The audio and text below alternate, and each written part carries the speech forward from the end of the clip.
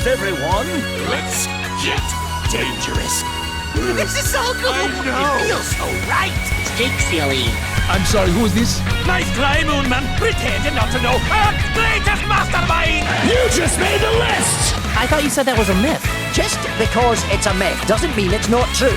If you all blindly follow my plan, we may have a chance. Sure, we talk about it all the time. Really? No, burn. Game on, you ducks. What is this? This is the long form podcast. I might do some other long forms with other guests, but you're at least going to get the show with Pat Mayo, me, and Ian Hartitz this year as we talk rankings. This is the final rankings update we had. There's been a few changes in my ranks since we've talked about it at the show, so make sure you're going over The Athletic and checking out the most updated ranks. And by the way, on the last episode, when I talked about my favorite early, mid, and late round targets, I forgot Matthew Golden. So much Matthew Golden at wide receiver. But anyway, this is what it is. Hopefully you enjoy it, and you can tell me if you still like these. This is super long form. Like, this is an hour long plus.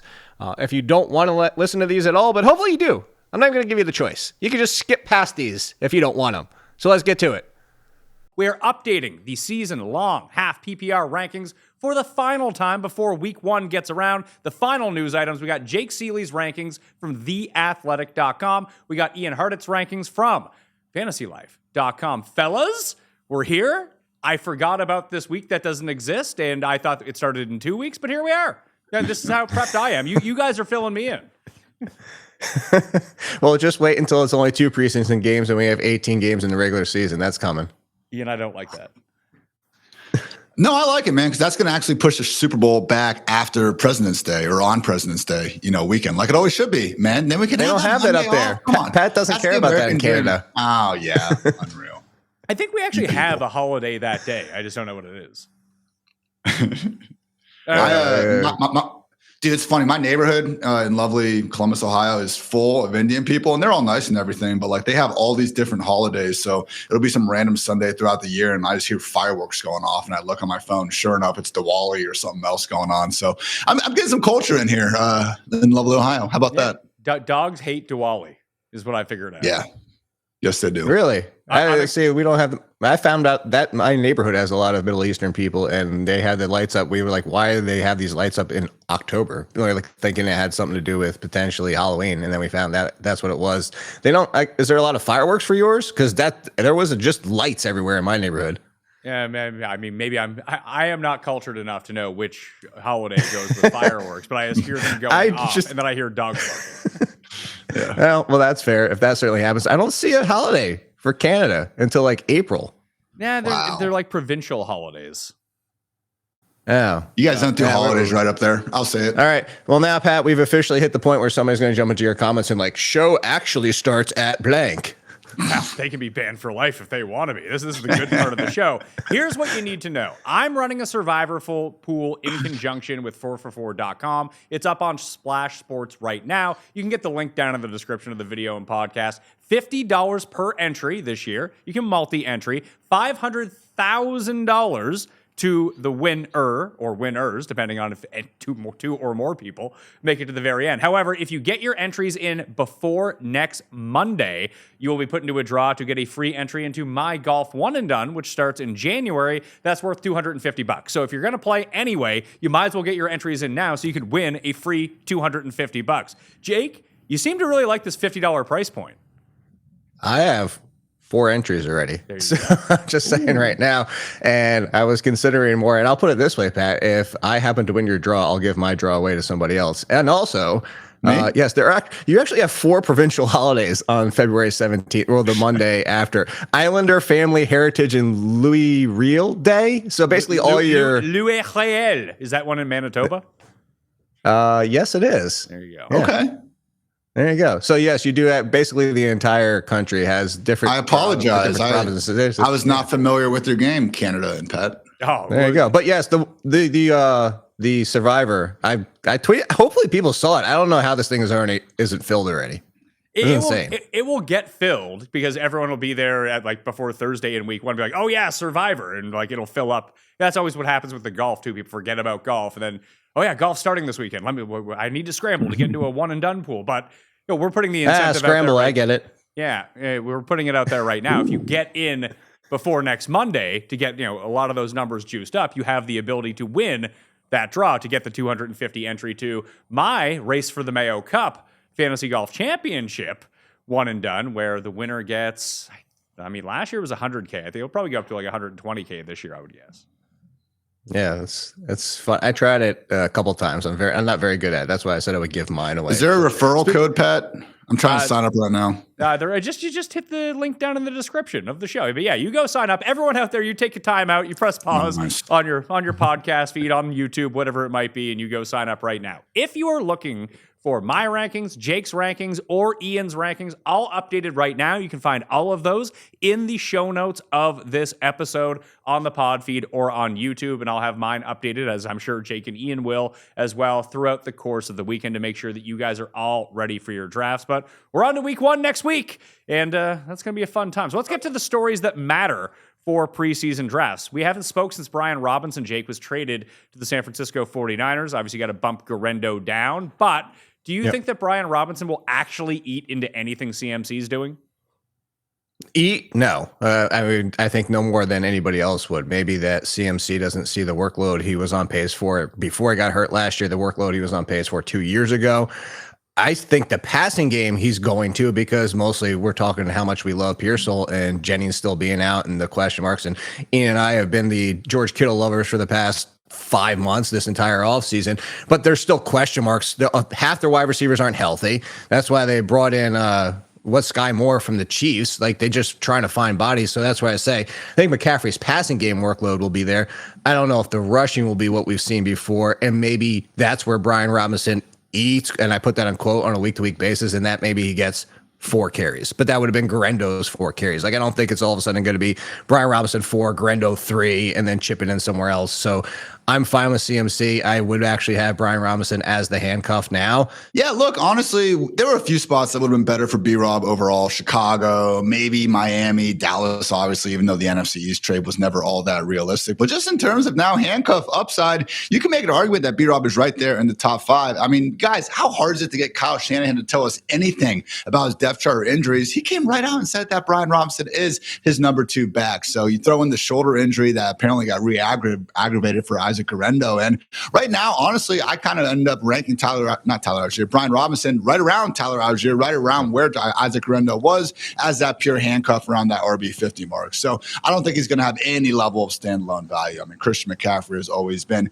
the man at the goal line. Is there a potential chance that we look up and let's say CMC is healthy all year, Brian Robinson comes away with like 100 carries? Sure, I guess. But at the end of the day, he's not someone that, again, you're going to be dreaming of putting into your lineup in a normal week. So for me, Robinson becomes a very, very nice handcuff. And as we've seen over the years, guys, from Elijah Mitchell to Jordan Mason to what Mike Davis the year before, it was cool. I mean, CMC's handcuffs have been some of the most valuable fantasy assets out there. So that late in the draft, I had one last night over Real Time Sports. I think I got Robinson round 12 or so. I'm cool with that. Does that sound about right to you, Jake, round 12? Sounds about right. It's interesting. Like, so I have Algier a full 10 spots in front of Ian, but let me clarify and say that we're still on the same page, because those include Tank Bigsby, Braylon Allen, Jerome Ford, Najee Harris, Rashad White, Trey Benson, like all the handcuffs. Like, I have them all in that same group. So I'm with Ian. I might be just splitting hairs there by saying that, but that sounds like when you're talking an RB 4-5 range. Yeah, round 12, if you even probably round 11, depending on what's on the board for more upside, because you and I talk about this every year. I actually did an article over The Athletic this year. I think the biggest mistake I think fantasy managers make in drafts is not taking quarterbacks too early, is not doubling up in a position wrongly. It's wasting people's benches and drafting these players that are replaceable on the waiver wires, or that are going to be on the waiver wire in the entire year, instead of somebody like this who carries more upside. Like, don't carry somebody in a full-blown committee as the third option when you have somebody who's one injury away from potentially being a top 15 running back.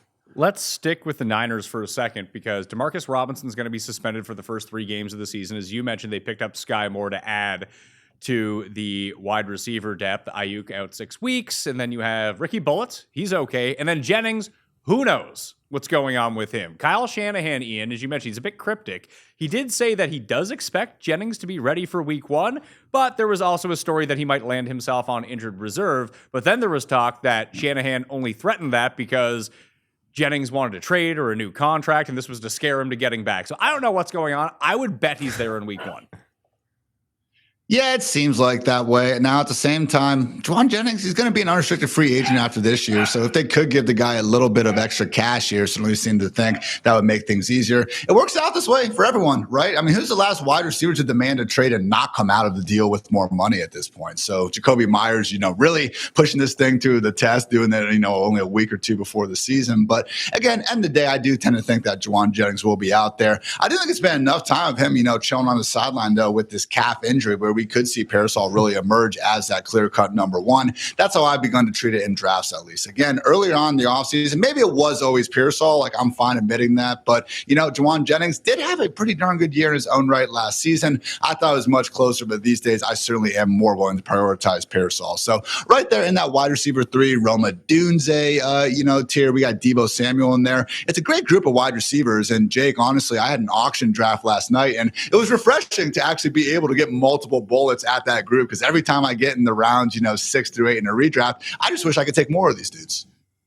Yeah, I'm actually, I don't know if I'm the crazy person here, but I have Ricky Pearsall now inside my top 25. And that's with, I actually do think Jennings is going to be out there. It goes back to, I've been slowly moving Pearsall up throughout the preseason, because when we talked a few weeks ago, I really believe that his position's locked in, that when Brandon Ayuk eventually comes back, and maybe he doesn't even come back until December, but point being is that Brandon Ayuk is a clear threat to Jennings, in my opinion, because of how they play in Shanahan's offense. They're the replacement. Pearsall's the replacement for Deebo, and I brought this up at the time. He's not Deebo Samuel. They're not the exact same wide receiver, but their roles are. And I think Pearsall, if you're talking about right now with the question of Jennings, the big factor being last year, as everybody talked about, Jennings did have a lot heavy weight into that first game. And then after that, he actually had more games of single-digit performances than double-digit performances after that huge week in week 3, I think it was, or week 2. The point being is I think Pearsall is going to be the new guy. And where I say the new guy, I don't mean 140 targets. I don't mean 150 targets. But as 120, as leading this team, and you tell me 120 for Pearsall in this role and his talent, I have Pearsall up in the conversation and tier of Jameson Williams, Marvin Harrison, DJ Moore, Pearsall, Garrett Wilson, all these guys who I think are going to have similar target shares. And I think the efficiency of Purdy in this offense puts him in that same tier. If you want to say, you're dumb, he should be at the bottom of the tier, I'm fine. That's why it's a tier. But I actually have him just actually inside my top 25 now. So you have 20 spots between Jennings and Pearsall right now. 43 and 23. Yes. That's big. You're very high on Pearsall. It's very high in Pearsall. It's not knowing what's going on with Jennings, even if he is out there for week 1. I don't think that his role is locked in for the entire season. And that's what it comes down to. I think this goes back to what Ian said our last show, and you echoed it too. It depends on your roster construction too. Like, I think Jennings, like Nick Chubb, is somebody that you draft depending if you draft. Like, Jennings would probably pair well with a Godwin. Like, hey, I know I've got him, and then he's probably going to lose his job when Ayuk eventually comes back. Well, at that point, hopefully Godwin's back, and I can just make the switch. Ian, you kind of hit on this tier of receivers where you have both these guys a little bit, or you have Jennings a little bit higher, Pearsall a little bit lower, but firmly in that like wide receiver 3 fringe range of a flex play. And there's a bunch of players that you like from that range. Does this lead you to start thinking, because so many people are going wide receiver to start drafts this year, and as they have been doing. And I think a lot of that is the best ball influence on home leagues now, because so much of the content that you see, and when people are drafting so much earlier, it's always best ball. And I do think that makes a lot of sense, because there's so much up in the air in terms of not, if you can have some handcuffs or even mid-tier running backs in best ball, you don't have to decide who you start every week. The numbers will put that out for you. Whoever has the best week, you get going. But do you think in your home league, where you do have some of these options that are potentially really good, potentially league winners, going outside wide receiver 30, it's just they end up being wide receiver 14, something like that, does that lead you towards more running backs a little bit earlier, knowing that there's this depth at receiver now? Yeah, I love trying to leave those first 4 rounds with 2 running backs, ideally, at least. No, maybe even 3 if you're feeling absolutely frisky out here, but not every single time. Again, I've been trying to get as many drafts in as possible in redraft land over these last few weeks. Last night I was at the 106. I got Ciely round 1. Then Puka fell to me round 2. So I'm not going to take a running back just to take one at that point. It's Puka freaking Nakua out here, okay? But, it is a situation where, again, just kind of looking back on my builds after, going full 0 RB or hero RB, man, I just don't feel as good about it because the sort of names that you're forced to all of a sudden take, while there are these good wide receivers on the board, your Jalen Waddles, your Calvin Ridleys, even your Travis Hunters and Matthew Goldens of the world, I'm not interested in these, fringe RB3s kind of going in the same range. So just like, again, I kind of want to be a little bit first or last at quarterback and tight end. If I can go ahead and get myself 2 stud running backs to kind of build around this superhero RB, if you will, then I can go back and start addressing the position later when the Jordan Masons and the more pure handcuffs are on the board in the first place. So every draft's going to be different, but again, especially guys, based on what I've seen on ESPN, Yahoo Sleeper, where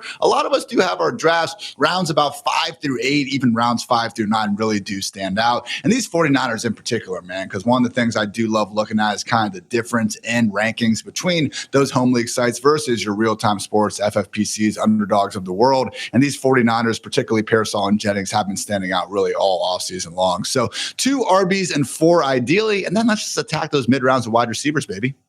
So, Jake, to spin it back to you for a second, I'm just looking at your number 30 running back, Ja'Cory Krosky Merritt, Bill, as we're going to be calling him. More on him in a second. The biggest riser up ADPs right now. Then you have George Pickens at 30 on the wide receiver side. Like, which one of those guys do you think is the better pick? Because I still think it's kind of Pickens. Pickens. And that's why, to answer your question, and for as long as we've been doing this, I've been bell cow, hero RB, whatever the term that people want to use, of I want a running back in the first 2 rounds. You and I have debated it for years. I think this year I've actually fallen into a lot of drafts where I've gone the hero RB route, with bell cow route, where like I drafted a running back, but I don't draft my second one until round 5 or 6. But it's usually because the running backs are falling. I don't like to dip too far into this 30 range because even the top of this tier, I've gotten some Harvey and Tyrone Tracy, and I'm fine with them as my RB2, but I don't love them as much as just getting into that tier right above it where I feel safer. And to the point being is what we're talking about, because Pickens is on the board, because these wide receiver 3s. I mean, I have Jennings very far lower than Ian and very far lower than Ricky Pearsall, but I'd be happy with Jennings as my 3. As I said, like I could do things on my lineup or in my lineup and then on my roster for down the road to make a case for somebody else or put somebody at my wide receiver 4 with the boomer bust play, whatever it might be, because the wide receivers in this range are more appealing. I just think there's going to be so many backfields that are kind of a cluster that people are hoping are going to clear up that just aren't going to. They're going to stay this way for the entire year. And that's my fear. Ja'Cory, you bring up Krosky Merritt. I'll save it for when we get to him. Well, let's get to him right now. You have him ranked at number 30. That seems sensible to me. You have him ahead of Austin Eckler right now. I just don't know how valuable, because he's going to be overdrafted by the time that you get to your draft room. Like he and Trevion Henderson are just going to continue to rise. They're players that people are going to reach on. I would be fine with Henderson doing it. With Jaden Daniels there, feels like he just takes too many points from the running backs, and so does Eckler. Not as much as like a Josh Allen, but I will say this. So I have Krosky at 30. Could you make a case that he's higher? Yeah, that's why I have him at 30, because I do think there's a ceiling for more. I also think this is a very risky pick, just like some of the other players around him. Like Travis Etienne, we might find out after this show that he got cut or traded. Like there's a case for that. There's a case for some of these other J.K. Dobbins. Yeah, he's the lead on third down and passing downs and all that type of stuff, and it's a split. But 4 weeks into the season, all of a sudden, it's primarily R.J. Harvey and J.K. Dobbins is getting 7 touches a game instead of 12 to 13. And that's why he's in this bucket, because Javonte Williams, we haven't seen him the entire preseason. Everybody in that backfield's hurt or sucks, Miles Sanders. And we're just kind of like, okay, maybe this is finally the case for Javonte Williams, but like we haven't seen him. We don't even know if he's any good at this point. So I bring that up to say this entire tier has clearly bench risk where you're not using them anymore, or the potential to be an RB2. And that's why I put him there. I'm with you. I think the best, safest call, if you don't want the risk, is Austin Eckler, especially in half and full point PPR. His role is solid no matter what. We heard the talk of Chris Rodriguez. I don't know if that's a little coach speak because, again, if you look at the last preseason game, Krosky Merritt wasn't out there. He was not dressed, which makes it clear that he's the lead. So is he really going to see that many carries at the goal line to Chris Rodriguez just because Chris Rodriguez is a thumper? I don't know. But the point being is, yeah, this could turn into a full-blown committee. We could be frustrated the entire year. But that's why I brought that up before, too, because right now, Caleb Johnson isn't the lead option for the Steelers. And I do think that changes with time. But what if the Steelers use all three the entire year? What if the Cleveland Browns finally get Judkins and they use all three the entire year? There's a lot of backfields in this range where we can get to week 15 and it's still as cluster, you know what, as it is this week. Ian, you have you got Bill behind Tyrone Tracy. You got him behind both Pittsburgh guys, both Minnesota guys, still ahead of J.K. Dobbins, Travis Etienne, Ramondre Stevenson, that level. So it seems like both of you guys are pretty tempered on where you have them. Yeah, I'm already 31, so just one spot behind Jake. Again, pretty much anyone, if I am semi-confident in their role and hopefully, a not horrendous offense out here, I just got him a little bit ahead. I know he was able to sit with the starters, but still a little bit unclear if that was more so because they're treating him as a starter or because it was that lingering shoulder injury that's had him in that non-contact uniform there in practice. So, again, nothing against the guy. Again, he was outside our top 200 a few short weeks ago, and at this point, he's already inside our top 31 running back. So, Ian, but you weren't that giant cluster of everybody that I told you so on Krosky Merritt. Oh, yeah. If you actually go back to my podcast on May 6th at the 1 hour, 35 minute mark, you'll hear me mention Jacory's existence there for a good 10 seconds. So I know the whole victory lap thing before even a down of meaningful football has been played. Miss me with that. But again, if you have a situation where you are a zero RB team and you had, like I said, the top of the draft where you just could not pass on these wide receivers. Ladd McConkey fell to you in round 3. You could not stop drafting them. Okay, then we do have to kind of dive into this range. So again, I try not to go into any, single draft, just purely dead set on a strategy. Be like Bruce Lee, be like water, and go ahead and take that value as it comes throughout a draft. But I will say the interesting thing to me, guys, is Javonte Williams, and it's gross. I get it, but he's the clear-cut Cowboys RB1. Now, by the time we publish this, maybe a cut happens. Maybe they trade for someone. I understand that's still a possibility. But I feel like Javonte, Jaden Blue, and even Miles Sanders were as low as they were because of all the uncertainty here. It's the exact same thing going on with that Jacksonville backfield. We know Javonte is the clear-cut RB1 right now, and he's not even rising up the ranks. So, no, please don't go out of your way for him. But at this point, Javonte, he's going after those top 50, even top 55 wide receivers that you feel good about anyway. You could do a lot worse than getting literally the Cowboys starting running back outside the top 10 rounds. So I have one app right now with notifications turned on, and I'm not a big notifications guy, but in order to get the breaking time real news as we're doing this show or when I need to know it, I did some research on what the fastest news app was going to be. It's Bleacher Nation Fantasy. That's the app that you want if you want the fastest news. It basically Schefter drops something, boom, it's there within like a millisecond. Well, I don't know what API they're using, but it is so incredibly fast. Highly recommend to everyone. Free pub from Pat Mayo. Bleacher Nation Fantasy is the app that you want to download for your breaking time news alerts. Terry McLaurin, which is something that I got from that app, Jake, he re-signed his extension. So I guess we didn't have to move him at all because we didn't the entire time. No, which is kind of nice. Is we were sitting there and I had him inside my top 15 and held him inside of my top 15. And somebody asked me, are you going to update your ranks? No, because I assumed he was going to be out there for week 1. That would have been my pivot if I was shocked and he wasn't out there. So I think Terry, I don't need a preseason for him. I would have it's clear. I would have knocked him down a few spots if this was a rookie quarterback situation or he was with a new team. But he played with Jaden Daniels last year. He knows the offense.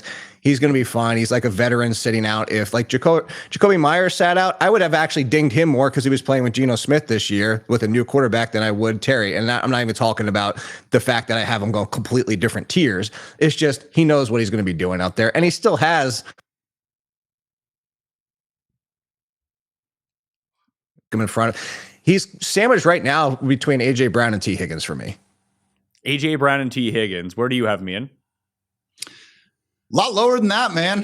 AJ Brown, T. Higgins, Jake? Goodness gracious. So, look, I've always tried to support Scary Terry, even while he had all these horrible quarterbacks throughout his career. So it's great to see him get paid and with Jaden Daniels. But I just keep going back to the fact that this dude last year with Noah Brown, Olamide Zaccheaus as his only target competition, only got 117 targets in this offense. I don't think it's anything to do with Terry not being great, but I just think it's the way that Cliff Kingsbury is going to be running things. Now, when you do add Deebo Samuel into it, it's just bad enough vibes for me, man, to go ahead and prefer some of these other guys. So when I look at the Xavier Worthies, the Calvin Ridleys of the world, who would I want as my real life team's wide receiver one? Yeah, I would be taking Terry ahead of that. But again, there's enough concern for me that we're just not going to see this big time target share that I do want to invest in guys who could potentially be getting 30, 40 additional targets than Terry. And as much as I freaking hate my co-host Dwayne McFarland bringing up the touchdown regression at hand here, it probably is a real thing. So Terry really is living and dying on those 6-point scores more than anyone else. And while I do maintain scoring touchdowns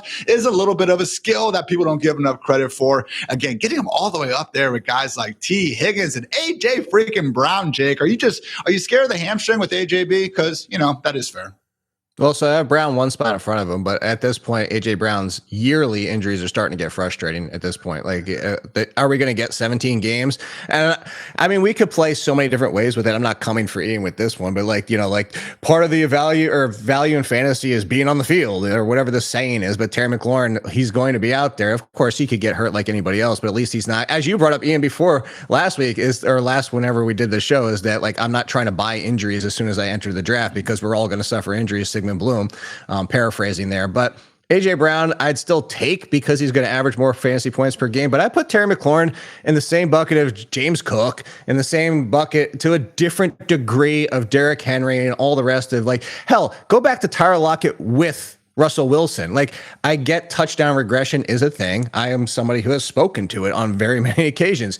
At the same time, I think there's something to be said for certain players in certain roles in certain situations. And I think Terry McLaurin, I do have him for fewer touchdowns than he did last year, but that still checks him in as a top 15 wide receiver instead of a top 6 wide receiver, which what he was last year. And I know he's a little bit further down in points per game because you have injuries baked in there, but I don't think that necessarily catches 13, but still in the range of, I have him for 9. I think it's like 9.4 or something like that.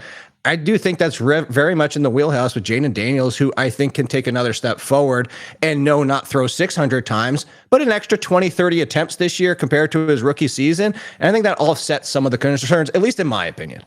Touchdowns are a skill, says Mike Evans, because he continues to catch a bunch of touchdowns every single There's year. one. It's that big body. He's good at boxing people out. Chris Godwin may not have too many touchdowns this year. There's still a lingering idea he could start on injured reserve. Probably not going to happen. But Ian, it looks like it's going to be at least until October till he sees the field.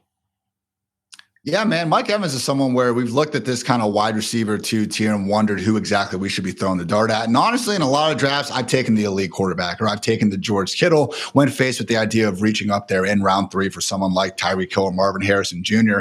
The closer we get to the season, though, and the more that this wide receiver room in Tampa Bay just continues to drop like flies, I do wonder if Mike Evans is that answer. I mean, yes, he is getting up there in age, but unlike Tyreek Hill, we didn't see like a fall off in his production or even, some of the underlying stuff. ESPN's open score had him as one of the best separators in the league last year. And just, man, there is a situation where, God forbid, the injury gods chill on Evans for a full 17 games. We get, again, a full boom season. Like, he has averaged more fantasy points per game with Baker Mayfield these last 2 years than what he was doing with Tom freaking Brady during those 3 years down south in Tampa Bay. So Mike Evans, man, again, it's a tier where everyone has a question, all right? It's a bunch of older receivers on the wrong side of 30, or Ohio State ballers with questionable quarterbacks under center. And you got, your T-Max of the world thrown in there. So I do think that, again, when I'm getting on the clock and I'm not going out of my way, and that probably is why I'm ending up with more Evans. I'm getting them closer to round 4 instead of reaching on one of these guys in round 3. But, man, Mike freaking Evans in round 4, I just feel like we could be sitting here in week 3 or 4, especially with Godwin out, and being like,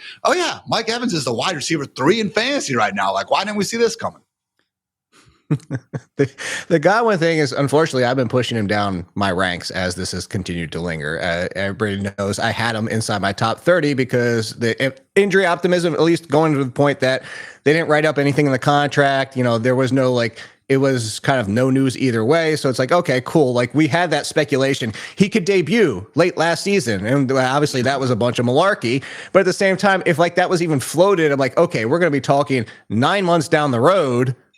surely things should be fine by then. And obviously I was too optimistic on that.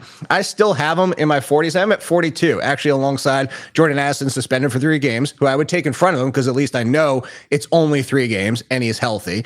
And then right in front of Jennings right now, because now if Jennings is cleared up and he's out there practicing, I'll move Jennings in front of him. But he's in that range of guys where it's like, look, it's upside. I'm immediately putting them on my bench, but I know what they can be. And that's the thing is Chris Godwin, this is the big question. And if you don't want to take that risk, don't. But I'm going of the thought process of like, they're clearly playing it safe with Godwin until he's 100%. And if he is 100% by October, even give him 2 weeks to ramp up. I'm getting now 9 weeks of Chris Godwin, who just had top 3 numbers, which I don't think he will be, but clearly once he's on the field, top 20. And that's why I'm willing to put Godwin on my bench. The best part about it is most leagues don't require him to actually be on IR to put in your IR spot. Most leagues, like 90% of leagues, let you slap him in there as long as he's out. So you also get a free draft pick out of him. You can just hide him away in your IR spot until he's out there and then make that decision at the time, which probably injury or drops have happened by that point. Anyway, the big one to go back, you didn't even bring up his name and neither did Ian. I still only have Ibuka as a fringe wide receiver 3 or 4. It's not because I don't like Ibuka. It's not because I believe that Ian was right. We're like, oh, he's just mediocre in our hot take show. Again, that was a hot take show. I'm like, Ian's not definitively saying Ibuka sucks.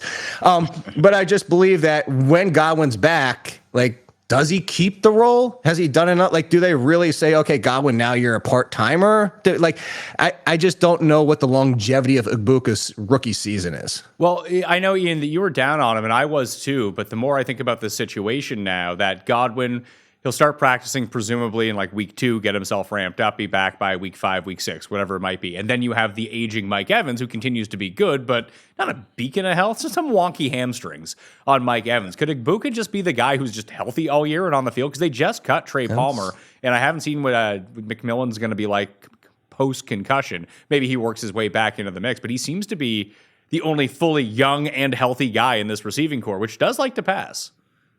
And that's the thing. It's now turned into just a volume situation where no matter what I think about Ibuka's underlying talent, if he's more of a, good jack of all trades, master of none versus this, next gen just game changer that I feel like a lot of the draft community is treating him as, might not matter because now he's going to be in an offense where he probably should be, again, the number 2 target earner. So, again, with the Godwin obviously being out for at least the first 4 weeks, sounds like McMillan's going to be out the first 9 weeks or so of the season. I do think that he deserves to, again, be in that wide receiver 3 mix. But I'm with Jake. I mean, I'm not chasing him up into round 5 or even the early parts of round 6 or anything. He's my wide receiver 37. I do have him behind Rome Odunze, Jalen Waddle, even, Ricky Pearsall himself, just like Jake. So I do think that we are looking at the clear number 2 wide receiver. And I don't know, man, at some point we do have to wonder, like, look at everything Baker Mayfield is going to be missing. Tristan Wirfs is going to be missing time to start the year. No Chris Godwin. Jalen McMillan, okay, not the biggest game changer in the world, but we don't have him either.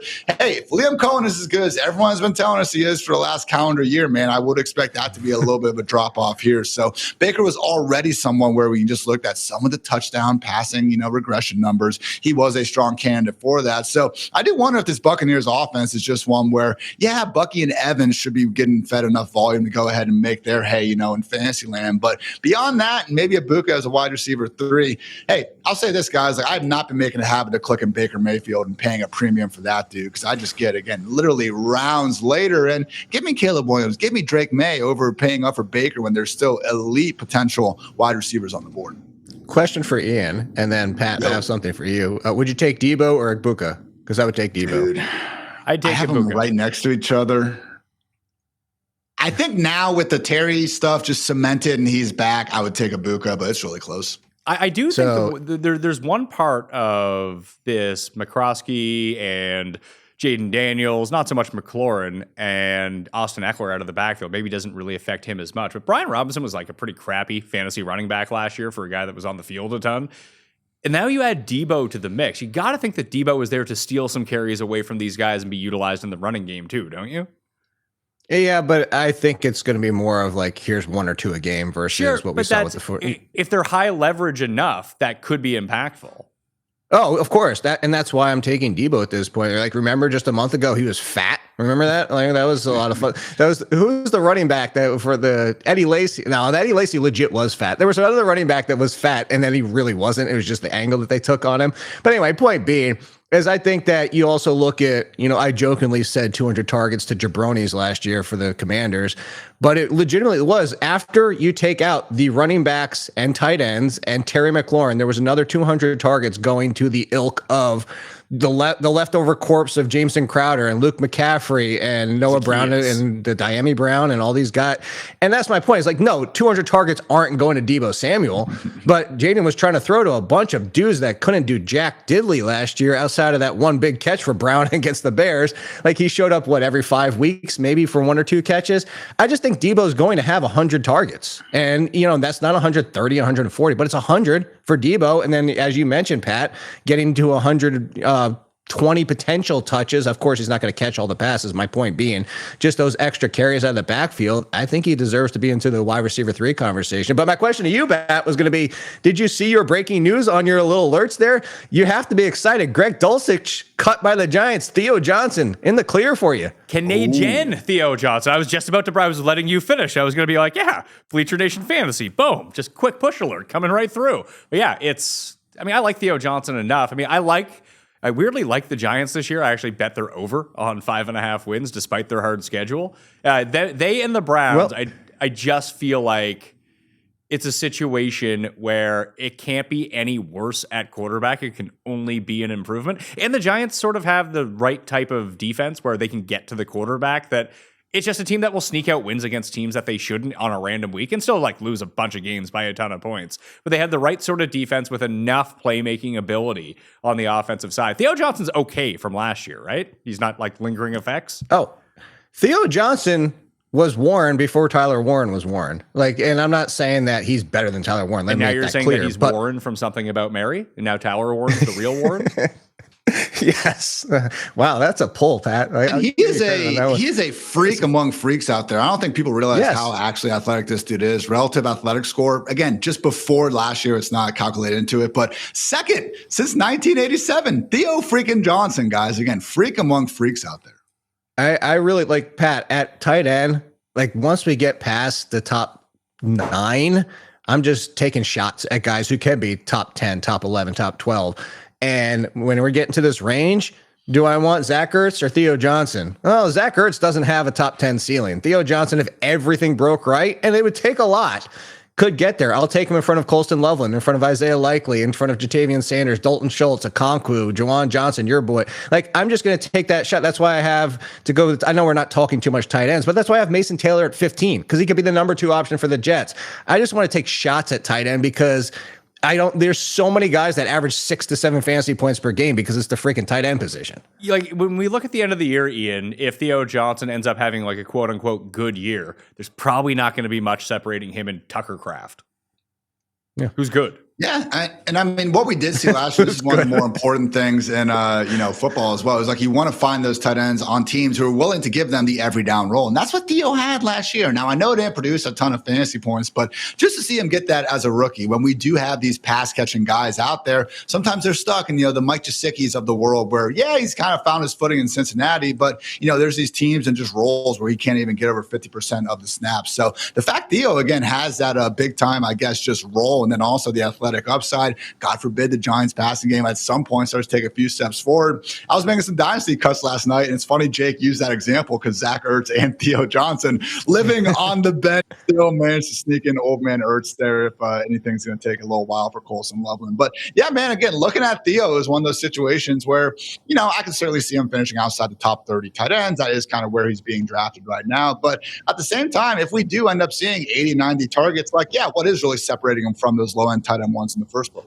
Yeah, I'm just looking at the more that's coming through right now. Jelani Woods was cut by the Colts. I think that was going to be expected. What were they gonna do? Carry 9 tight ends on this roster? Just have just a bunch of Mo Alley Cox make it? Mo Alley, no update on Mo Alley Cox as of yet. We still have till was it 3 or 4 this afternoon? Yeah, the show will be out before then too. I can't wait till tomorrow because there's going to be a lot of stuff changing. But Malachi Corley is being expected to be released by the Jets as well. Terrible news for Cus. Coming. Dubbed him the Yak King. Oh no, Laviska Shenault got cut. Yeah, but that was a while ago. That was years ago. There's your proof. There's your proof about all. And I'm not coming for Ian for this one either. But there's your proof, everybody out there, for all these relative athletic score. Like that doesn't. It's not. It matters as part of the equation. It's not the be all end all. Laviska Shenault not being a thing is just another one in the bucket of like, hey, that doesn't mean you can be the most athletic person in the world. You still have to know how to play football. He's a running back. Can we just play the man at running back? He's on the CPAC career trajectory. He has no vision. The dude, if you had freaking 5 yards of hole in front of him, he'd still somehow find a way to miss the hole. His visor's too dark. Are you saying that if he had LASIK eye surgery, he'd be the best running back in football? I mean, that's very possible. You should get on that then. Didn't a golfer have LASIK and become good? Who? Probably. I was gonna say, wasn't there a golfer that had LASIK and became better, good, like it fixed him? I think Tiger had LASIK back in the day. Well, he also had back problems too. Yeah, but he had LASIK, but then like during the point of his career when he was good, like the early 2000s. Because I remember he was there was hyping up somebody. Jameis had LASIK eye surgery. Yeah, he has to see those W's he eats. Ian, bad news about your main man Jalen Wright, who you loved all preseason. He's out for week 1. That's bad news because now Ollie Gordon looks like he may have taken his job in Miami, and we still don't know what's going on with A-Chain in terms of week 1. McDaniels is being real coy about the entire thing, where, yeah, we're just keeping him out for precautionary reasons. But if we get to week 1 and A-Chain's not playing, that could be a real thing. It just sucks, man. Like when you're just so right on a process with someone like Jalen Wright, and the dude's just poised to have this massive year. There were no concerning, stuff going on in the preseason. Just for the injury guys to take him out like that, guys. It's unfortunate. Ollie Gordon definitely wasn't coming for his job or anything. It wasn't like Jalen Wright was looking like the single worst player in the preseason. Just unfortunate injury timing is what I'm going to go with there. So all Drake and joshing around aside, we got to adjust, guys. And yeah, Ollie Gordon is the new target in Miami. Obviously, again, I still do think it would have been Jalen Wright's first crack at it if he was healthy in week 1. But the way things were trending, man, who knows if he was even going to have a chance for that much longer. So Ollie Gordon wheels up. It's funny how everyone, similar to Bill Crosby-Merritt, seems to be coming out of the woodwork as longtime Ollie Gordon guys. But I get it. I mean, even from the beginning, it was more of a situation where looking at Ollie Gordon, him, Genty, and Scatabo, those are the only, Division I running backs that had a season with 2,000 plus total yards and 20 rushing touchdowns over these past 2 years. The 2023 season was awesome at Oklahoma State. That's why he was at the end of round 1 in a lot of those way too early mock drafts. So I've known about Ollie Gordon. It was just more so like, hey, he's a 6th-round pick. But honestly, it's not just the Achane calf or the Jalen Wright lower body injury. Even Alexander Madison, who was getting a little bit of training camp hype early on in August, is also out for the season with a neck injury. So pure run out for Ollie Gordon. No Brian Robinson there. I mean, at this point, I think the only potential threat would be dusty old Jamal Williams, who took a visit there a few weeks ago. Again, still some time. We'll see if Antonio Gibson or Devin Singletary find some new homes. But as things stand right now, I was messing around the old Twitter sphere as I'm known to do the other night, and I was just trying to think like who could be on the cover of week 2 waiver wire articles, and Ollie Gordon and Dylan Sampson would be my 2 top picks. It feels like Gordon should be drafted at this point, Jake, just towards the end. Oh, not towards the end. If you're drafting, depending on who you're drafting with, you could. So I have an article that I released this week that's coming out this week that I always release every year. It's free guys. It's guys you get in the 14th, 15th, 16th round after the top 150. And that's what the ranking might be.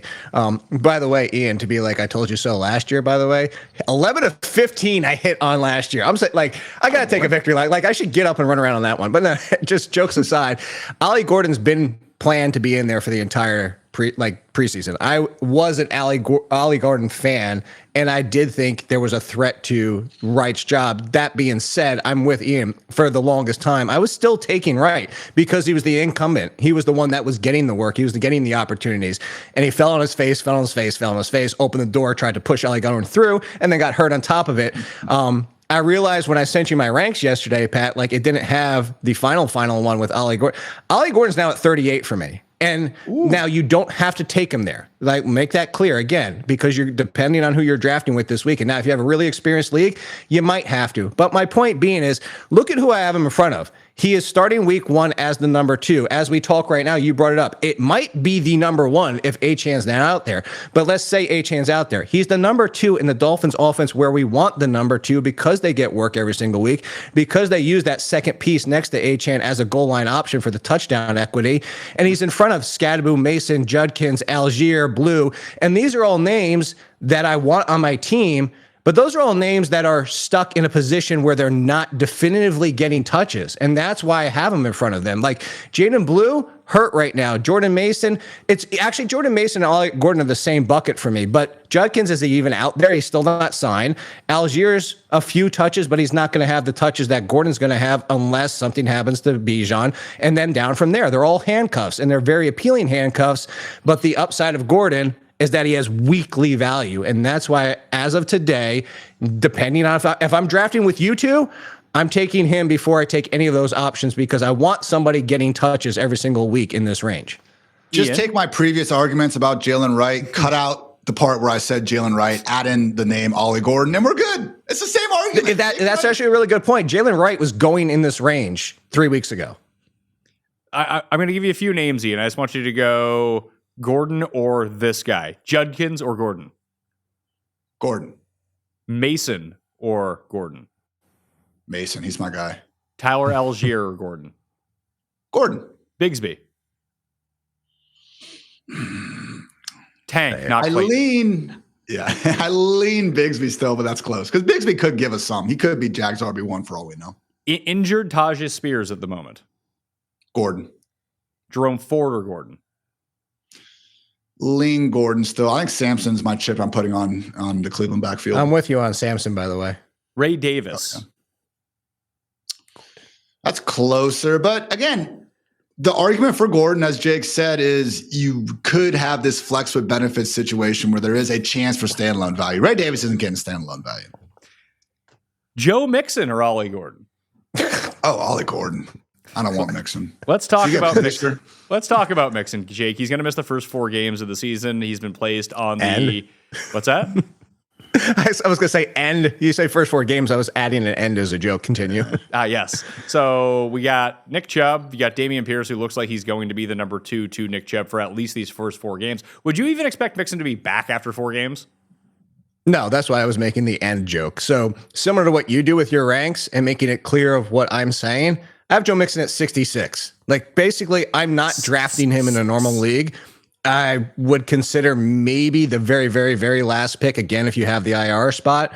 But, I mean, there's names in front. Will Shipley. If something happened to Saquon Barkley before the season started, Shipley would have value. Joe Mixon's still not going to have value. Joe Mixon might be a lost cause. Like, let's be honest here. Like, there's talk now where, like, you just bring it up. Like, he might not be activated after it. The team's even saying things like, we don't know how long it's going to take after he gets on the field.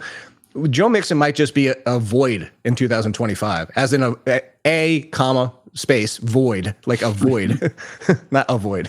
Ian, how high are you taking Nick Chubb then? I don't really want too much Nick Chubb, man. Again, Jake said there's always a roster build. If you do end up going 0 RB, here RB, and you just actively need to fill that RB2 spot, I mean, Dwayne McFarland and I in our streams have been saying you gotta eat your vegetables at some point, okay? You just can't keep pounding these wide receivers and have your RB2 being, Tyler Algier at a certain point. We drafted David Montgomery in like round 7 or 8 last night because at some point, guys, you got to eat those vegetables. So never say never on Nick Chubb. But for me, Dameon Pierce could have a similar opportunity, and he is just going way, way, way later in a lot of these drafts. So for me, I would be putting the chip on the cheaper party in Dame Pierce. Just, again, the thing with Chubb that kills me too is, like, as bad as last year was, and you can say, oh, okay, well, he's an extra year removed from the knee injury. He's also an extra broken foot now removed from that knee injury as well. So again, unfortunate run out for the guy.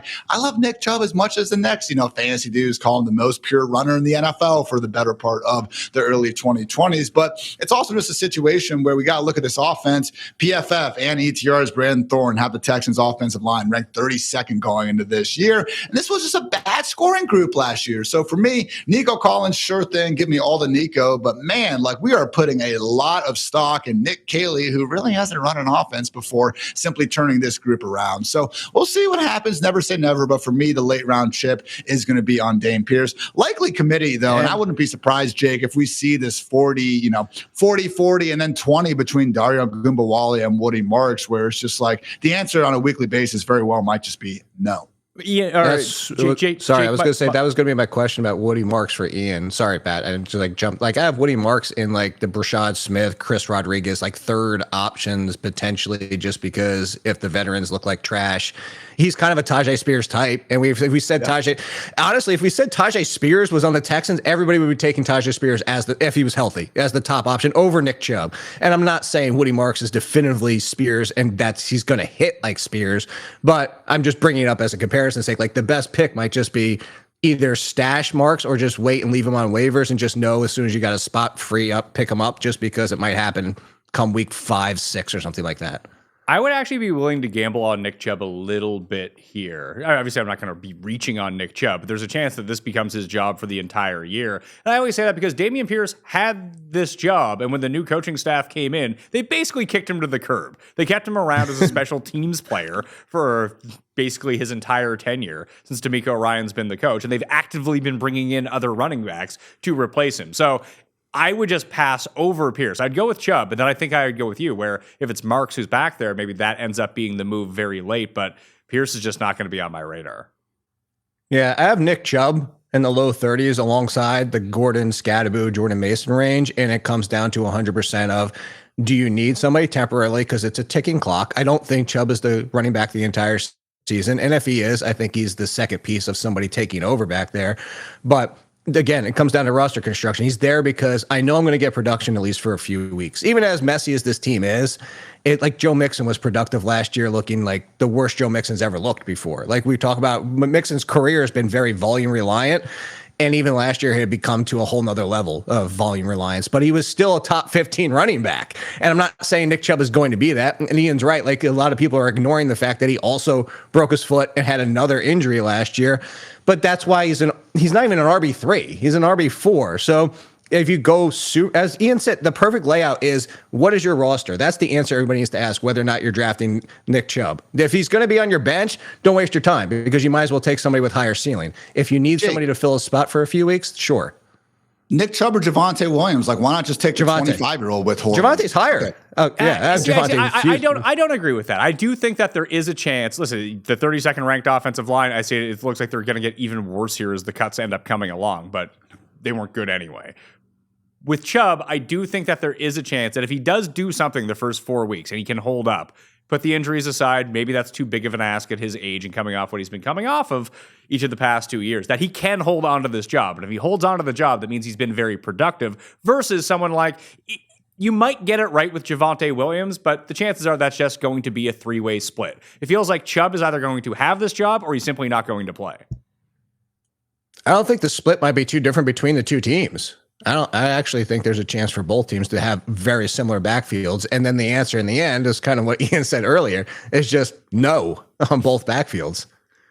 I mean, the Cowboys, I like their offensive upside a little bit more than the Texans, particularly. I mean, again, I've been trying to use this comp throughout the offseason, but they're taking a little bit too literally right now, with the Cowboys being the NFC version of the Bengals, also just pissing off their best pass rusher now, Micah Parsons. So it is just a spot where, again, Trayvon Diggs apparently is going to be out there, but Demarvion Overshown's not going to be around for at least another month or two. So God forbid Micah Parsons really isn't putting that star on his helmet for week 1, guys. I think we're going to see the Cowboys, again, potentially resembling that like 2020 team before Dak, unfortunately shattered his ankle and all that. We're just every game 31, 28, 35, 34 and points. So no, I don't think Javonte is going to be this game breaker, but man, like we just saw Rico Dowdle, all right, pretty much be nobody and still have over 1,000 yards and, 5 touchdowns or so in this offense. I mean, Javonte was good enough to lead the Broncos last 2 years. I know he didn't make too much out of it, but, I just think, again, at that point in drafts, man, tiebreaker for me is the offensive environment. And I think Javonte has it.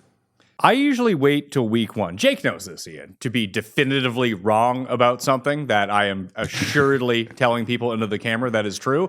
Last time that we did this show, I said that Anthony Richardson was most definitely going to be the starter for the Colts. That's not the case. Daniel Jones. Everybody thought that. Just Daniel Jones Come is on, the man. starter. You got another week.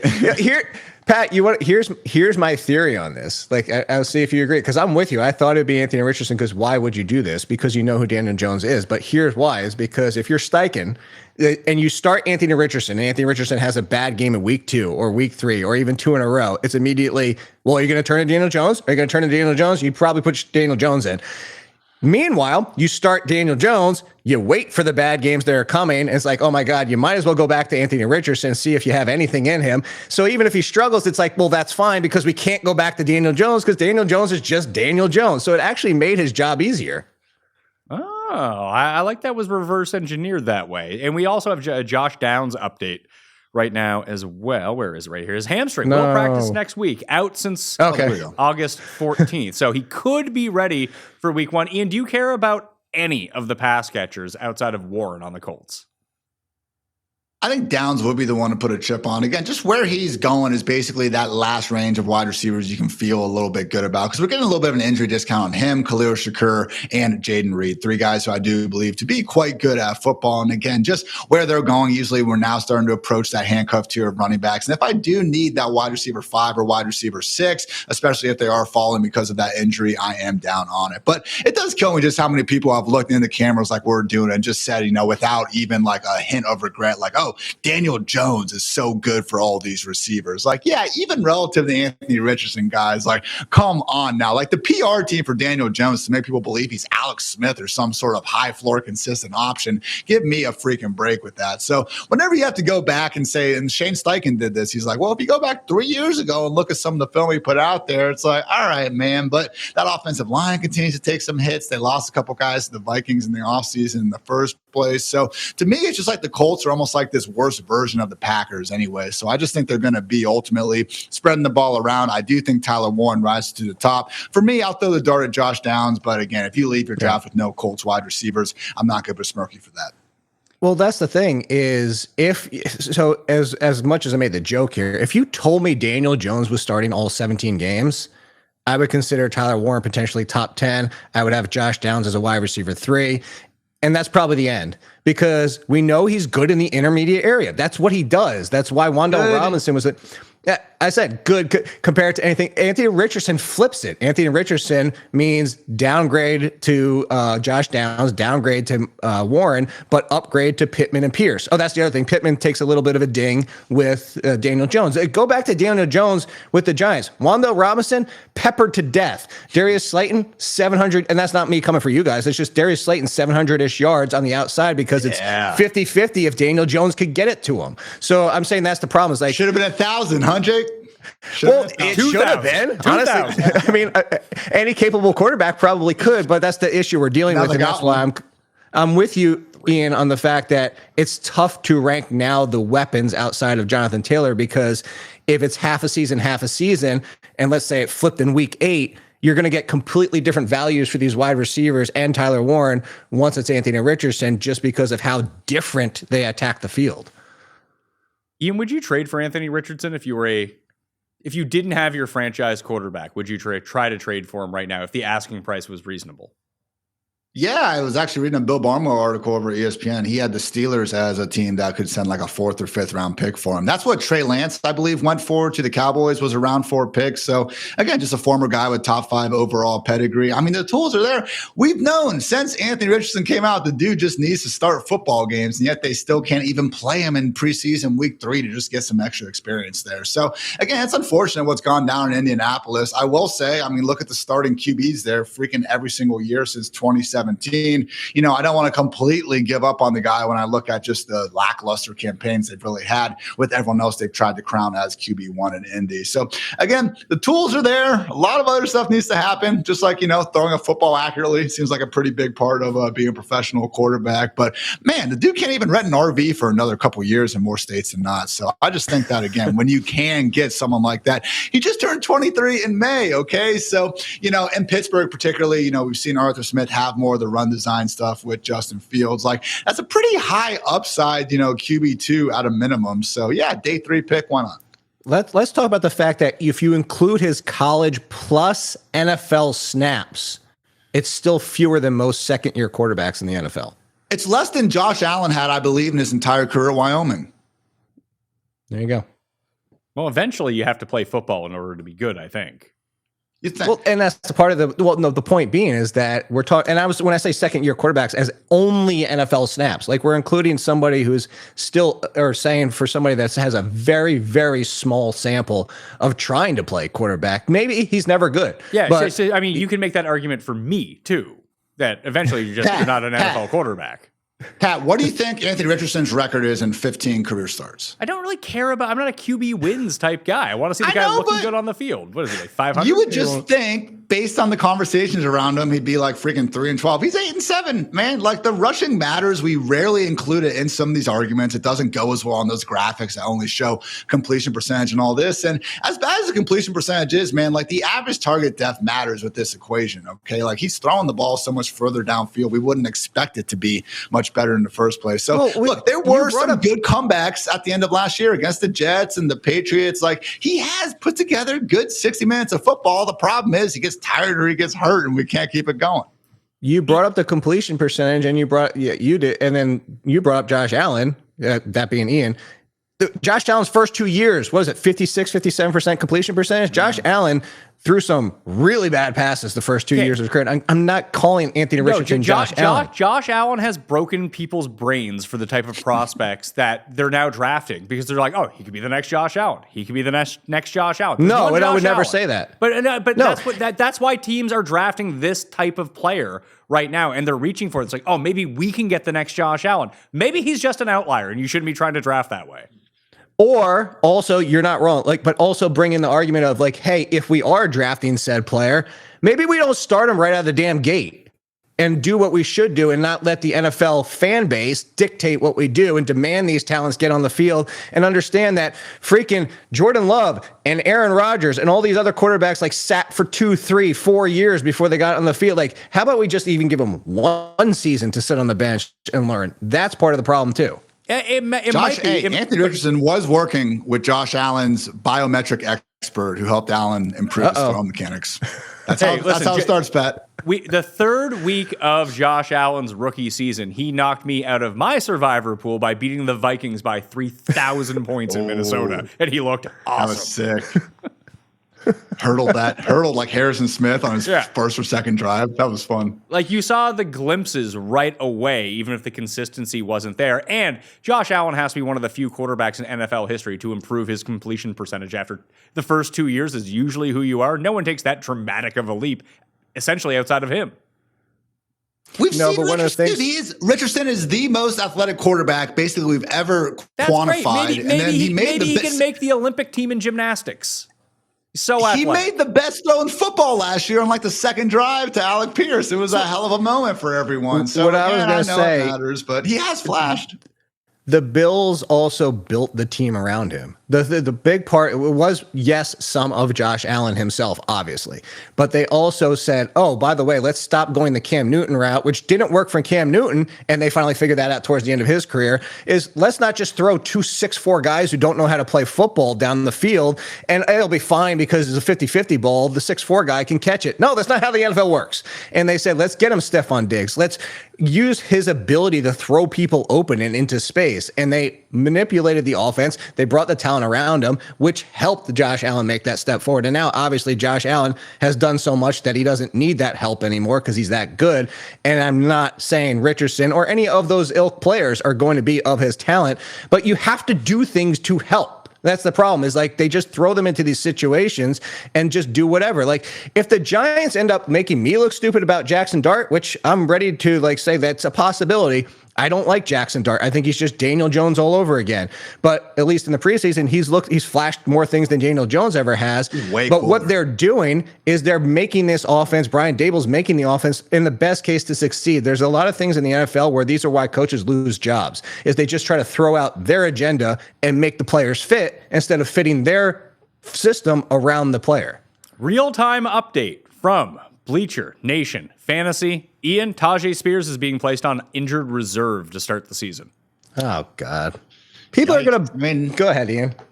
We heard he was in the boot already. I mean, I wasn't expecting him to play maybe the first 2 weeks. So now that he's out the first 4, not ideal. It's good news for Mr. Tony Pollard. I guess my one thing with Pollard is like Spears already missed a ton of time last season. He had like a one injury or another basically every single month along the way. And for Pollard to get that 90% snap rate sometimes and to be the clear-cut running back one y'all out here and only to return low-end RB2 numbers, it was just a little bit disappointing. So Titans have tried to spruce up their offensive line. I think they could be a little bit better, but man, it's one of these situations like similar to New England where I do wonder if like we were so bad last year, we're saying like, well, it can't get any worse. And yeah, I agree it can't, but Titans offensive environment, I mean, what are we talking about? Them going from 32nd to 28th or something like that. So Tony Pollard, again, in that kind of low end RB2 range, I think I have him RB24, which, hey, not bad, but at the same time, I'm usually taking the George Pickens of the world or Calvin Ridley's of the world if I can get him. Jake, before you jump in, I watched actually a bit of the Cam Ward drives from this weekend's preseason game. Ooh. Mullins looked better than Chestnut. He actually looked pretty good. You know anything about him? Guy. Khalil Mullins? Yeah. Yeah. I think that he could. Mullins? You don't want to talk about Mullins? No, Jake, he ripped my heart out last freaking November. I'm like trying to figure out where this is coming from. Should I throw it? No. So Mullins, I actually do think I've had as potentially the number 2 for if this situation played out this way. The thing I was going to say about Tony Pollard, and if I wouldn't have freaked out the dogs by doing so, I would have done the Michael Scott slam my hand on the table and go, thank you about Tony Pollard, is because I was going to say now people are going to pull up what I said 2 months ago is when I had Tony Pollard down at like RB 29, 30 and be like, haha, you were wrong. No, now I have Tony Pollard at 23, 24, depending on the scoring because of what Ian just said. I don't think people realize Tony Pollard had 300 touches last year. 300. There's not a lot of running backs that have that many. And he still checked in as RB 24 in fantasy points per game, just like Ian said. So it's like, it's fine. If you want to measure RB2, cool. But if Spears is healthy and they finally say, hey, let's get somebody with this explosiveness as they did late last season, then, you know, he's not going to be an RB2 anymore. But as you bring up, the interesting thing here is a deep, deep flyer. I don't even think if you're drafting this weekend, you necessarily need to, but I do think Mullins would be the next one up. Okay. Just want to get that breaking news in. Let's get some rapid fire responses here. Got 3 news items about the Las Vegas Raiders. Number 1, they signed Amari Cooper, who I thought had retired. So he's on the team now. That's great news. What else do we got here? They traded for Kenny Pickett, and Jacoby Myers has requested a trade. Is this moving anything for you, Ian? Because it's not for me. I think Myers is just going to play. Nah, I think if you are in that range, like, look, I'm with you, Pat, on having Myers high. I don't think that he necessarily deserves to be a full tier ahead of the Emeka Ibukas, Rome Odunzes of the world. So let's see. Right now, I do have Jacoby as my wide receiver 33. I can see myself moving him just a little bit behind, let's say, Debo at 38. So I have him about wide receiver 39. That's as low as I would be willing to go, though. Still ahead of guys like Jordan Addison, Stephon Diggs, Jaden Reed, some of those other dudes out there. So I don't really think Amari Cooper is going to be an issue. Again, it's just one of these things where there's enough smoke, I guess, to this potential fire that I'm not trying to overly mess around with it. But end of the day, I would think that he's going to be out there in week 1. These guys just don't have much leverage these days. No. Pat, can you see my video while we're doing this? Oh, yeah. That's because I was going to do a movie reference for you. This is a big, do you know what that is? It's a sandwich. It's a nothing burger. Come on. From Hook. It's a big fat nothing burger. Like Jacoby Myers is going to be fine. I have him at 33. I'm not moving him down like Ian. I think he's going to be fine and out there. I'm not worried about Amari Cooper. I did my projections. I have Amari Cooper for like 90 targets, or people are like, he was washed last year. Trey Tucker had almost 90 targets as the number 2. It's not that I'm excited. To be clear, Amari Cooper is like wide receiver 60 something for me. Do not draft Amari Cooper. Like, just take the upside of I take Isaac Tesla over him because there's upside. Amari Cooper's best case scenario is maybe he's a wide receiver 4. Maybe. Cool. You can find a million of those. So basically, similar to you doing your ranks, I'm saying don't draft him at that range, but I think that Jacoby Myers is going to be Jacoby Myers. He's going to be fine. He's going to be a wide receiver 3. I don't really care about Cooper, and I don't care about the contract. Everybody wants a new contract. I kind of feel like Jacoby did his too late in the game. Like, if you were going to be on the same page as everybody else, you should have kind of made this demand 3 weeks ago, and maybe they would have re-upped your contract. But Jennings is in the same boat. Jennings is getting nothing from the 49ers. They're just saying, okay, fine, we'll see you in week 1. Najee Harris is expected potentially to begin the year on the non-football injury list. Should you broke that news? I did. It turned out I was right. I got the Richardson thing wrong, got the Najee thing right. Hilarious. Should Harris be placed on the NFI and miss the first 4 weeks of the season, Haskins would drop behind Omarion as number 2. But let's say he's out there in week 1. Are you guys even drafting Najee Harris? In the handcuff range. Even if so, like, do you really think that if something happens to Hampton, do you think that Harris would just be the bell cow in the Chargers' backfield? Because I don't.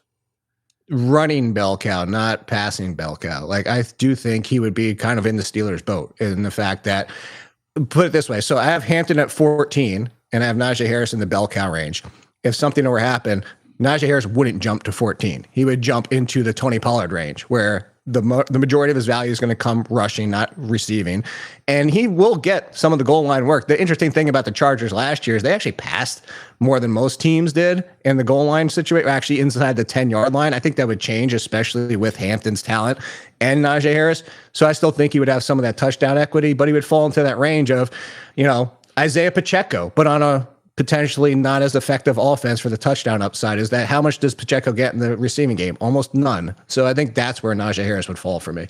Ian? I think Najee, I'm probably a little bit higher on him. I think, honestly, if he is out there, then him and Ramondre Stevenson are pretty similar guys, and I just feel a little better about the Chargers offense. So, no, Najee's not this explosive, pass-catching target necessarily, but he did catch 74 balls from Big Ben's corpse back there in 2021. So, I feel like we hold things against Najee more than other running backs. Like, oh, he's never broken a 40-yard run. Neither has Bijan Robinson, and that doesn't stop the guy from scoring a lot of fantasy points. And even some of this explosive stuff, man, like we have seen actually Najee step it up. Last 2 years, a little bit of a volume stat, but stay with me here. Most 20-yard rushes, guys. Derrick Henry, Saquon Barkley, Jahmyr Gibbs, and then Najee Harris, all right? So, yeah, I understand Marion Hampton is going to be the lead back there, but, man, Greg Roman, like, he watched rookie year J.K. Dobbins average 6 yards per carry and still found a way to keep Mark Ingram and Gus Edwards involved. So, I think Najee, man, like, we did have their GM, I think, on the preseason broadcast say that Najee's feeling good, and he at least thought he could be out there for week 1. I understand we could get an update any second that says that he is going to, in fact, start the year on the NFI list or whatever it is going to be. So, not for certain, but, man, Pat, like I've been in some of these rooms where you're 150 picks in, and it is the Isaac Teslas of the world and Troy Franklin. And not that you can't draft some of those guys, I have, but man, Najee Harris, he's going well past these handcuffs at this point. So I'll take that risk. 2 more teams. And to be clear, I just want to make something clear. I agree with Pat in the passing game. I just don't think that the Chargers are going to always use a second running back. And that's where I was going, is like, I think that's where the lost value would be, just because Roman in this offense last year, they kept making Gus Edwards a thing, even though J.K. Dobbins was doing well last year. And they're like, all right, let's go back to Gus Edwards. I know that hurts, Pat, because you love some Gus bus, but like, he's going to use a second running back. Hassan Haskins, more Michigan running backs, who I freaking hate. Raheem Sanders, Rocket, passing game. There we go. Now we're talking. 2 Browns pieces of news. Deontay Johnson has been cut. Jake, as I joked to you off air, that's just because he was friends with Shadur Sanders. They're taking away all of his guys so we can never play. That's the only reason he's not playing, because they took away Deontay Johnson. 100%.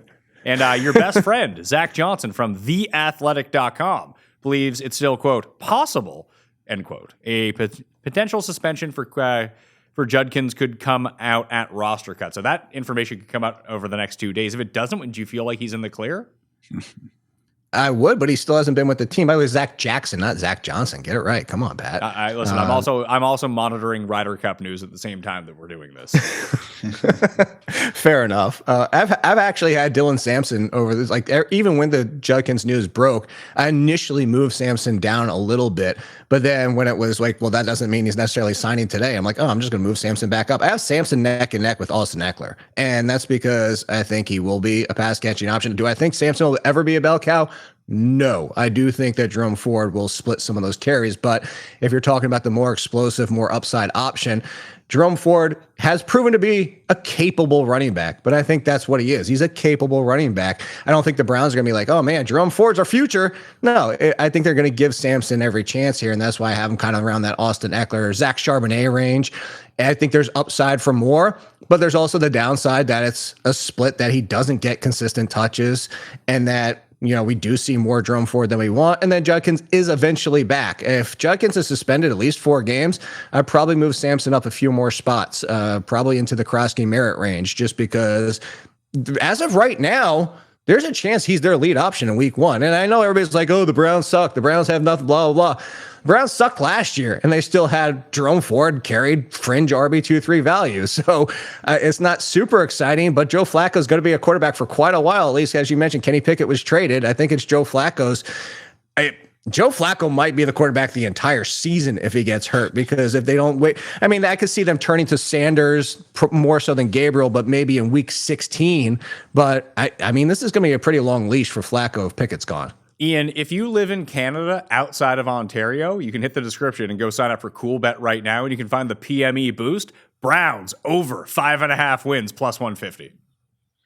Hey, we were talking about it, man. We needed Flacco to get that job, and he did. And honestly, like the fact that Pickett is out of the picture now, like to me, that would have been the guy more likely to go ahead and take away some of these starts. So, hey, Flacco, look, he's got kind of that Jameis to him ever since he got off that couch and got his, second chance in 2023. That dude's been letting it rip no matter how tight the window downfield, everything going on there. So Flacco's passing yards per game. Again, if you control for some of the more limited appearances, like he is number 1 in the NFL over these last 2 years. So again, a lot of turnovers go with that. Some of the game script stuff notwithstanding, has been the most efficient quarterback. But hey, it is, looking good for the Browns to at least be a sneaky, fun, bad team. Okay. If they are going to win more than 5.5, I would guess it's going to be 6 and 7. But hey, you added Mason Graham to that Myles Garrett D-line. You got Denzel Ward. You have some blue chippers on a defense that could actually be good. So again, if Flacco and the boys can just have some success getting a shootout or two, I can see them coming away with it. But I love the call though, guys. We got to figure this out. What is going to be the pre-Labor Day weekend, Friday, 4:55 p.m. news dump? I can see the Rashee Rice, maybe a settlement suspension coming out of nowhere there. The Quinshon Judkins suspension makes a lot of sense to be then. Pat, any other storylines you think the NFL wants to sweep under the rug right before we all go and party? I feel like there's probably one that we're not even expecting that's going to hit us out of nowhere. Oh, wow. Like a trade or a suspension we didn't see coming? A suspension that we didn't see coming and just didn't know about. But we'll start. I think if anything else is waiting, because Jordan Addison's done already. That was, I think, the last main one. Jameis stole more crabs. That's why they didn't trade him, because he's going to get suspended anyway. After all these years. How did they not trade him? If you're so set on Dart being the next one, like, you're just going to turn to him after Russ. Why the heck didn't you trade Jameis as soon as Aiden O'Connell got hurt? It was, who knows? Who knows? Free Jameis, man. Last bit of news is for the Seattle Seahawks. And there's 2 news items here. Number 1, Mike McDonald is optimistic about Torrey Horton being available for week 1 with his ankle injury. But this is one that I just thought that was interesting. Nina, I'll throw it to you first on this one. The team is going to have special plays for Jalen Milroe in the game plan. Does that mean tush push? Dude, they pulled that out. And man, I do wonder if fantasy one of these in upcoming years is going to get broke by someone like Jalen Milroe scoring 8 or 9 rushing touchdowns, or more likely, I think a tight end is going to start to do it, because we have seen the Ravens start doing it with Mark Andrews instead of Lamar. And then the Packers doing it with Tucker Kraft. I can see the Colts looking to do it with Tyler Warren, maybe more so of a wildcat manner there. But that would be a situation where you end up looking at the differences between some of these tight end ones. Okay, the big 3 are going to kind of score their points, but tight end 4 and tight end 5 to like tight end 12. I mean, we see what Taysom Hill does every year. So again, if you just are able to add 4 or 5 of these, 1-yard touchdowns to the plate for one of these backup tight ends, man, it's going to all of a sudden, not backup tight ends, but just a tight end getting those opportunities. It can make things interesting in a hurry. So, I don't think it would be enough for Milroe to become someone that we're worried about necessarily, but, certainly wouldn't be good for the Kenneth Walker and Zach Charbonnet backs. I could see bumping down Kenneth Walker a spot or 2 here, just moving him to the bottom of his tier, Jake.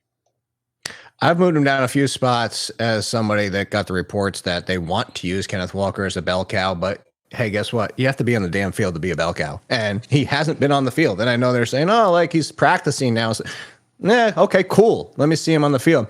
I had him in tier 4 with the Chase Brown, James Cook, Hampton of the world. He's now in tier 5. He kicks off tier 5, but even at RB 15, I feel like there's more risk than there was 2-3 weeks ago. And even he wasn't practicing then either. Not even just because of the Milrow thing, but this is somebody who can't stay healthy. And they keep telling us he's going to be fine. He's going to be fine. He's going to be fine. He's practicing. I need to see him fine. Hey, you know what they're going to do on Friday? I figured it out. Remember the whole Super Bowl ticket resale stuff going on where they were saying fines and suspensions can come down? That's what the NFL is going to drop on. Who was the coach of the Vikings who sold his Super Bowl tickets that time? Was it Mike Tice? You guys remember that story? No, I thought it was the one. Who's the guy that with the eye surgery? The other one. Zimmer. Yeah, I thought it was something related to. Was it not Zimmer? No, it was under Zimmer. Vikings head coach Mike Tice acknowledged scalping some of his personal Super Bowl ticket allotment last month in violation of NFL rules. That was from 2005, by the way. 20 years ago. I was at a lunch with my mom, and we saw Nate Tice, obviously does great work in football journalism. He was on the TV, I think, talking to Kevin Clark, and I was like, Mom, that's actually Mike Tice's son. And she goes, oh, cool. And then about a minute or two later, she goes, that's Mike Tyson's son? And I was like, nah, not Tyson, Tice. But apparently Nate gets that all the time. All right. When are you guys going to update your rankings? I'm going to have mine done by the end of Tuesday. So just after. So all of us probably by the end of day Tuesday? Yep. Yeah. No problem.